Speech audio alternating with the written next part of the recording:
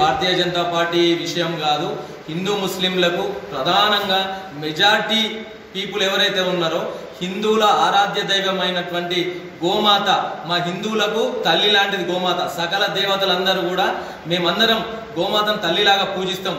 అటువంటి గోమాతను రక్షించాలనే ఉద్దేశంతో మా యొక్క కార్యకర్తలు, హిందూ అనుబంధ సంస్థల కార్యకర్తలు అందరూ కూడా దాదాపు 70 గోవులను సంరక్షించే పనిలో ఉన్నప్పుడు ఫస్ట్ దాడి చేసింది, రాళ్ళ దాడి చేసింది, కత్తిపోట్లకు గురి చేసింది పైకి వచ్చినటువంటి ముస్లిం సోదరులు ఎవరైతే ఉన్నారో మొదటగా దాడి చేసింది వాళ్ళు.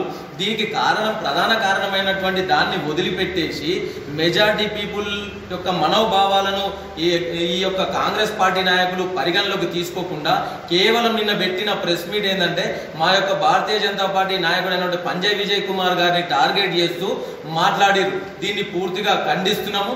అదేవిధంగా మెదక్ నియోజకవర్గ ప్రజలందరూ కూడా గమనించాలి, ఈరోజు కాంగ్రెస్ పార్టీ నాయకులు ఎవరైతే ఉన్నారో వీళ్ళు పెట్టిన నిన్న ప్రెస్ మీటు కేవలం ముస్లిం సోదరులను దృష్టిలో పెట్టుకొని వాళ్ళ మెప్పు కోసం పెట్టిన ప్రెస్ మీట్ మాత్రమే అని చెప్పేసి మీ యొక్క పత్రికా మీడియా ముఖంగా మేము తెలియజేస్తున్నాము.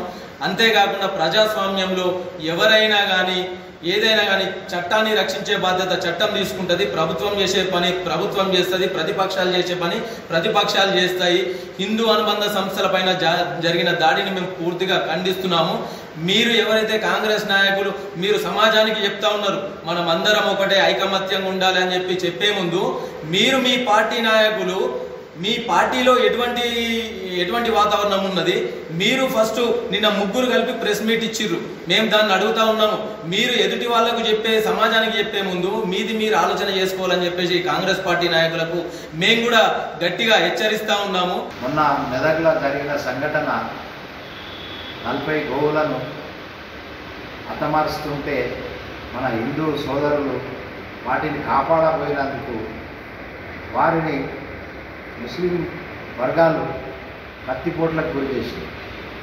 ఈ దాడి హిందూ సమాజం మీద జరిగింది కాబట్టి హిందూ సంఘాలన్నీ విశ్వ హిందూ పరిషత్, బజరంగ్ దళ్, ఆర్ఎస్ఎస్ అన్ని సంస్థలు కలిసి నిన్న రామాయంపేటలో బంద్ చేసింది.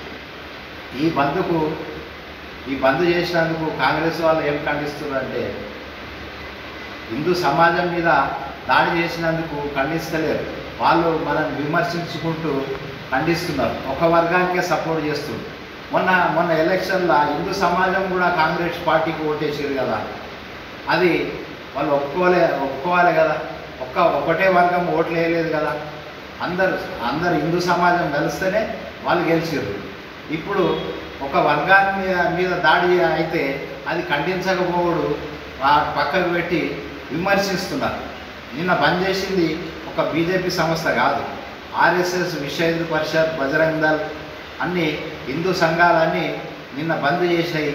అయితే ఈ దాడిని వ్యతిరేకించకపోగా వాళ్ళు విమర్శిస్తున్నారు.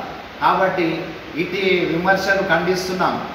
ఇది సమాజం మీద దాడి కాబట్టి వాళ్ళు సమర్థించగాలి కానీ విమర్శించొద్దని వాళ్ళకు విజ్ఞప్తి చేస్తున్నారు.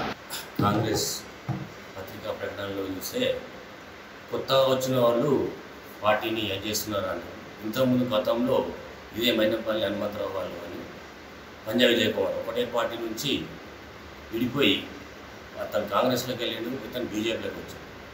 సిద్ధాంతాలకు కట్టుబడి ఉన్న వ్యక్తి పంజాబ్ విజయ్ కుమార్. వాళ్ళ సిద్ధాంతంతో అతను ఎమ్మెల్యే గెలిచిండు, దానికి ఓకే. కానీ పార్టీకి ఐక్యమత్యంతో ప్రజల కోసం, ప్రజల మెప్పు కోసం, ప్రజాసేవ కోసం ముందుకు వచ్చిన వ్యక్తి పంజాబ్ విజయ్ కుమార్.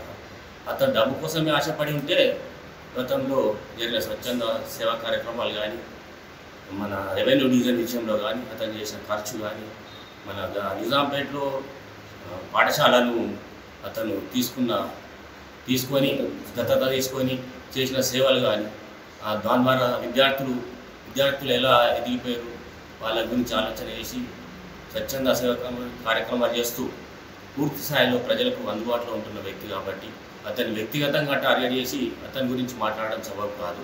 ఆయన పార్టీ కోసం మాట్లాడుతున్నారు.